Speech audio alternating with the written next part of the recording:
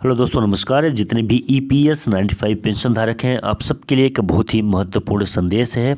और साथ में ये सिर्फ और सिर्फ EPS वालों के लिए नहीं, बल्कि ये राष्ट्रीय संघर्ष समिति में कार्यरत जितने भी कर्मचारी हैं उनके लिए भी एक बहुत ही महत्वपूर्ण संदेश है। इस संदेश के माध्यम से मैं आपको बता दूं कि राष्ट्रीय संघर्ष समिति के टीम के माध्यम से 2 पत्र को जारी किया गया है। जो एक पत्र EPS 95 पेंशन धारकों के प्रांतीय अध्यक्ष हो गए, जो राष्ट्रीय समन्वयक हो गए, उनके लिए है। और एक पत्र जो EPS 95 पेंशन धारक हैं उनको, जो जैसे माननीय सुप्रीम कोर्ट के फैसले के बाद में जो EPFO के माध्यम से सर्कुलर जारी किया गया है उसके अगेंस्ट है। तो आइए दोस्तों, हम लोग जान लेते हैं कि ये सर्कुलर में क्या लिखा गया है। तो बहुत ही महत्वपूर्ण संदेश यहाँ पे बताया जा रहा है कि काफ़ी महत्वपूर्ण संदेश है। यानी से कि राष्ट्रीय स्तर के नेतागण, पदाधिकारीगण कृपया ध्यान दीजिए।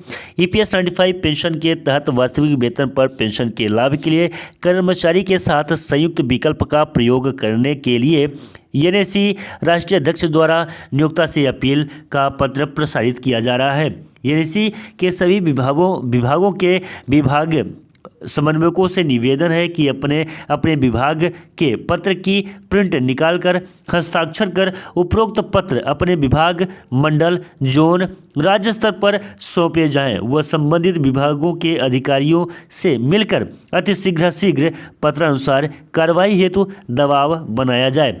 प्रांतीय अध्यक्ष सचिव समन्वय के मार्गदर्शन में सभी जिला अध्यक्ष उपरोक्त कार्यक्रम अपने जिलों में सफल कराएं, यह अपेक्षा की जाती है। इस संबंध में कार्यरत कर्मचारियों की यूनियन एसोसिएशन का सहयोग भी लिया जाएगा।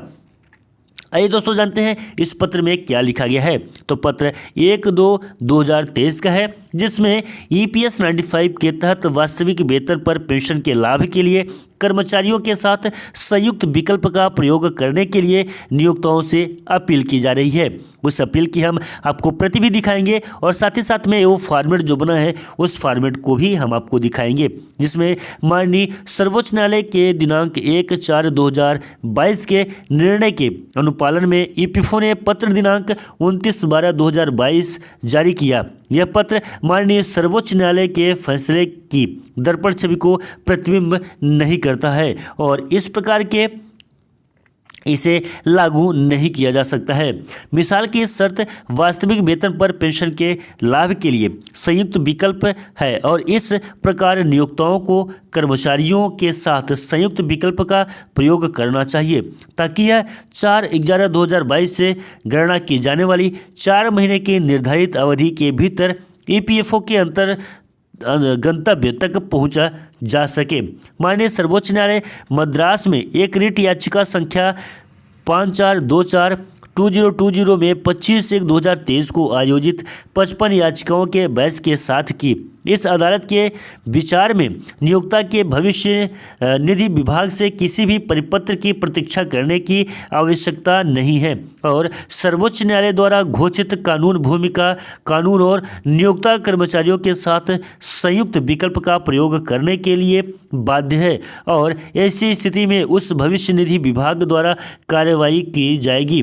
भविष्य निधि विभाग सर्वोच्च न्यायालय द्वारा निर्धारण समय सीमा को ध्यान में रखेगा।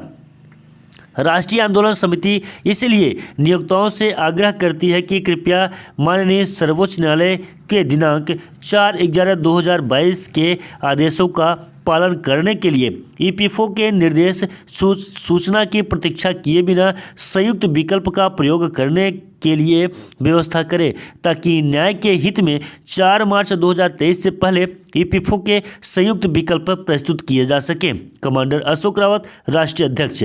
और ये जो प्रारूप है, ये प्रारूप को आप देख सकते हैं, जिसमें सेवा में -- आदरणीय महोदय, कृपया EPS 95 के तहत वास्तविक वेतन पर पेंशन के लाभ के लिए कर्मचारियों के साथ संयुक्त विकल्प का प्रयोग करने की व्यवस्था करें। धन्यवाद भवदी।